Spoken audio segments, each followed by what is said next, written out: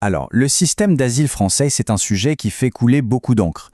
Mais aujourd'hui, on va se pencher sur une analyse qui met en lumière quelque chose de différent, une sorte de faille invisible qui, d'après ce document, permettrait une infiltration criminelle à grande échelle.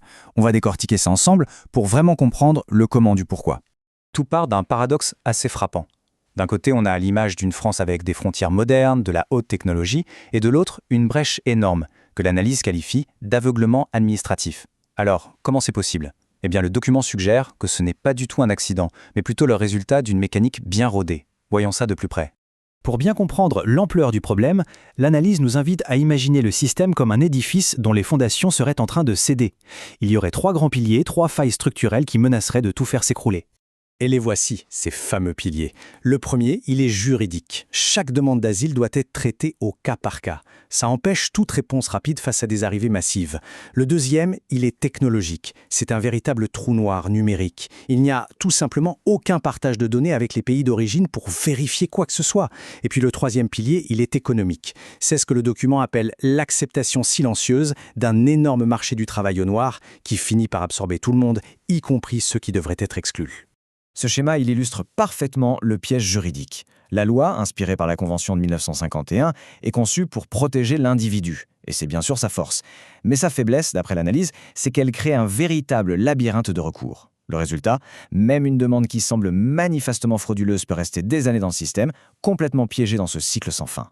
Parlons maintenant du pilier économique. D'un côté, la France a un vrai besoin de main-d'œuvre dans des secteurs clés comme le bâtiment ou la restauration.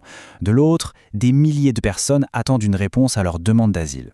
Du coup, un entonnoir se crée presque naturellement. Le marché du travail informel vient puiser dans ce vivier. C'est un flux que l'auteur qualifie de dérégulé, mais qui est toléré par nécessité économique. Bon, maintenant qu'on a vu le pourquoi, le document s'attaque au comment. Et là, ça devient très concret. Il décrit une méthodologie ultra précise, un vrai mode d'emploi utilisé par les réseaux criminels pour jouer avec le système. La première astuce, elle est géographique. Normalement, la règle de Dublin dit que le premier pays européen où une personne arrive est celui qui doit gérer sa demande d'asile. Pour contourner ça, la méthode est d'une simplicité déconcertante. Il s'agirait d'arriver légalement en avion dans un pays de l'Est, par exemple, puis de voyager en train ou en bus jusqu'en France. Sans aucune trace numérique du premier point d'entrée, le demandeur apparaît comme neuf aux yeux du système français. Une fois en France, la mécanique de la fraude se mettrait en place, en 4 temps. D'abord, l'effacement. On fait disparaître toute trace numérique, tout le passé. Ensuite, l'achat. On se procure de faux documents, décrits comme étant quasiment parfaits. Après ça, vient l'entraînement, on apprend par cœur une histoire, un scénario de persécution qui soit crédible. Et l'étape finale, c'est la performance. Il faut jouer ce rôle à la perfection devant l'officier de l'immigration. Mais alors, la vraie question, c'est pourquoi ça marche ? C'est là que le document pointe à un paradoxe assez terrible. Un vrai réfugié, une personne traumatisée, a souvent un récit décousu, confus, ses papiers sont perdus. A l'inverse, l'infiltré qui a été coaché par un réseau arrive avec une histoire lisse, des documents impeccables et un passé numérique vierge. L'analyse suggère que face à des centaines de dossiers, un système humain surchargé finit bien malgré lui par trouver plus crédible le récit le plus propre. Et c'est souvent celui du fraudeur. Pour illustrer tout ça, l'analyse se focalise ensuite sur un cas d'étude très précis, qui est présenté comme une menace à la fois émergente et urgente. Une vague d'infiltration qui viendrait du Népal.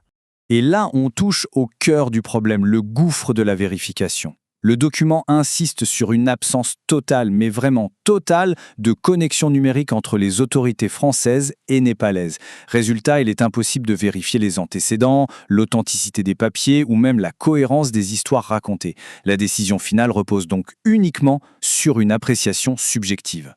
Pour bien comprendre l'origine de cette alerte, l'analyse nous projette dans un scénario très proche. Une grave crise politique au Népal en septembre 2025. Cette instabilité aurait une conséquence directe et explosive. Des évasions massives dans des dizaines de prisons à travers tout le pays. Et l'échelle est juste énorme. Le rapport avance le chiffre de 15 000 détenus qui se retrouveraient dans la nature. Et attention, parmi eux, plus de 5 000 seraient des criminels de haute gravité, des gens condamnés pour meurtre, enlèvement ou encore extorsion de fonds. La stratégie décrite est un vrai détournement de récit. Ces criminels évadés profiteraient de l'instabilité politique pour se construire de fausses histoires de persécution. Et pendant ce temps, leurs casiers judiciaires locaux auraient été détruits, créant un vide total de données. La conséquence, selon la source, serait terrible. L'État français pourrait, sans le savoir, accorder sa protection à des criminels. Bon, Passons maintenant aux conséquences à long terme de toutes ces failles systémiques, telles qu'elles sont présentées dans l'analyse. On pourrait se dire, OK, si la demande est rejetée, le problème est réglé. Eh bien, pas vraiment. L'analyse décrit l'expulsion comme un véritable parcours du combattant. Première barrière, la guérilla juridique, avec des appels à n'en plus finir. Deuxième barrière, l'invisibilité, quand les passeports sont subitement perdus ou détruits. Troisième barrière, le mur diplomatique, avec des pays d'origine qui ne coopèrent tout simplement pas. Et enfin, une dernière barrière qualifiée de bouclier humanitaire, où des lois européennes empêchent le renvoi. L'impact se propagerait comme des ondes, en 3 cercles. Au centre, un défi sécuritaire direct avec l'arrivée potentielle du crime organisé.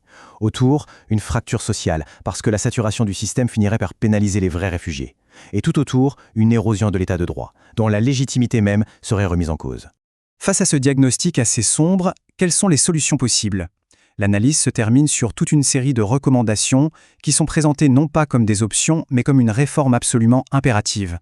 Pour conclure, le rapport insiste vraiment sur 3 points essentiels. Premièrement, le système actuel est tout simplement dépassé, incapable de gérer les techniques de fraude modernes. Deuxièmement, le cas népalais, ce n'est pas une lointaine hypothèse, c'est une alerte rouge imminente. Et troisièmement, il devient vital de se donner les moyens diplomatiques et technologiques pour enfin faire la différence entre un réfugié à protéger et un criminel à stopper. Et voici la phrase finale du document, son véritable appel à l'action.